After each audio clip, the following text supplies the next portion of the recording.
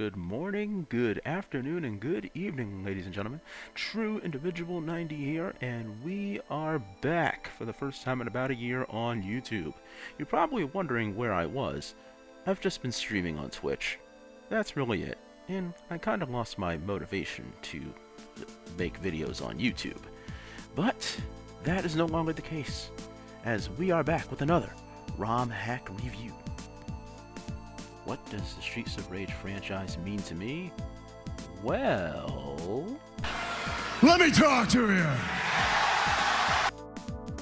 Streets of Rage holds a very special place in my heart. I remember, back in the day when I was a wee lad, playing Streets of Rage 1 on the 6-pack Genesis compilation that held Sonic 1, Shinobi, Golden Axe, Columns, and Super Hang-On. Anybody else have that? No? Well, do you guys remember the Sega Vintage Collection that held Streets of Rage on Xbox? I had that as well. It was one of my very first purchases for the console. No, not a new game, but old Sega titles. Sadly, you can't buy this anymore because it's delisted. However, the only way you can play Streets of Rage 1 and 2 legally as of this video is via the Nintendo Switch digital storefront.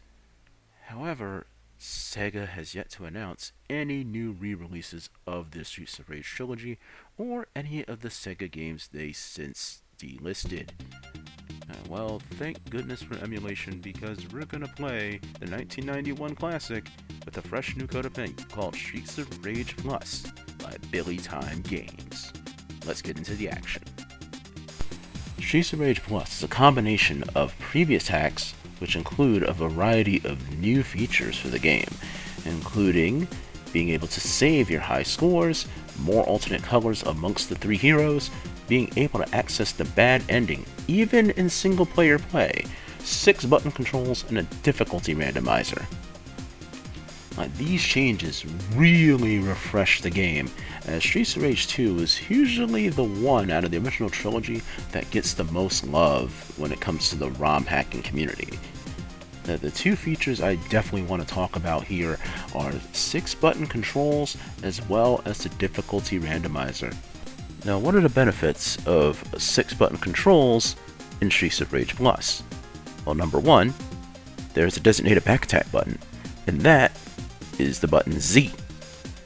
Now, what does the other 2 buttons do? X doesn't really do much of anything, but Y is a designated sprint button.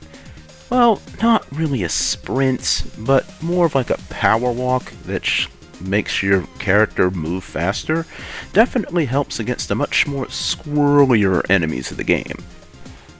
Also, having a dedicated back attack button also helps against those Blaze Twins.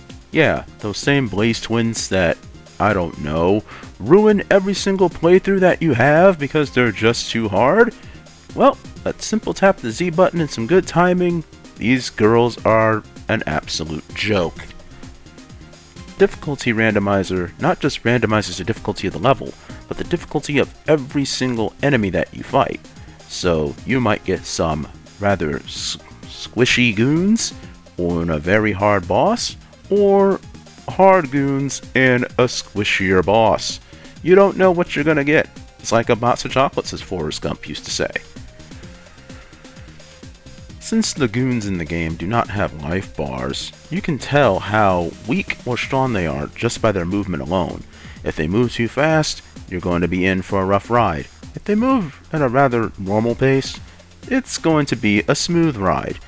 You can get easily bombarded by a whole bunch of goons at one time, making your playthrough absolute hell. So you better pray to RNGesus that the game is nice to you.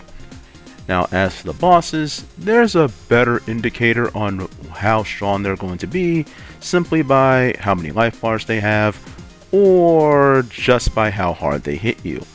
On harder difficulties, you can easily get one shot by any of the bosses in the game. Activating the randomizer is pretty simple. All you have to do is simply press the mode button as the game is starting up. You're probably thinking, the randomizer is just too hard. Maybe I just don't want to play the game. Well, the good news is BillyTimeGames added 6 more continues as Streets of Rage 1 originally had 3, meaning you have 9 continues to work with, giving you ample amount of chances to beat the game. Remember when I said you can unlock the bad ending in single player mode now? Well, that is possible. You simply do the exact same thing as you would with 2 players. You say yes to Mr. X's offer, and then he sends you down to stage 6, then you have to beat 2 stages again, beat Mr. X, and then you become the boss.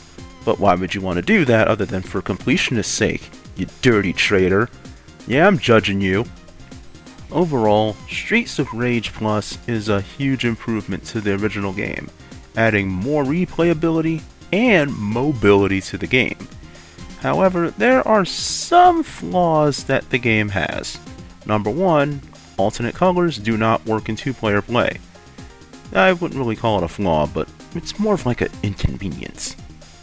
And also, when you use alternate colors, some parts of the stage turns that particular color for some odd reason.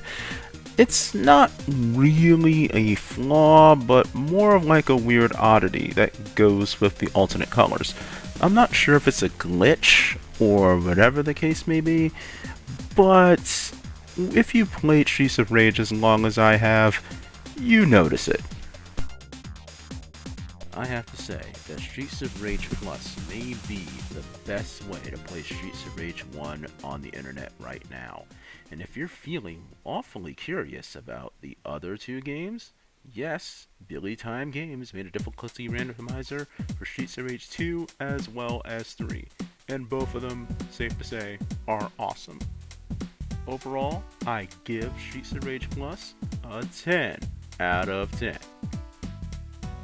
What's next in the ROMhack review? Well, it's not really a ROM hack, it's more of a homebrew, but it's one of my favorite fan projects of all time, Streets of Rage Remake.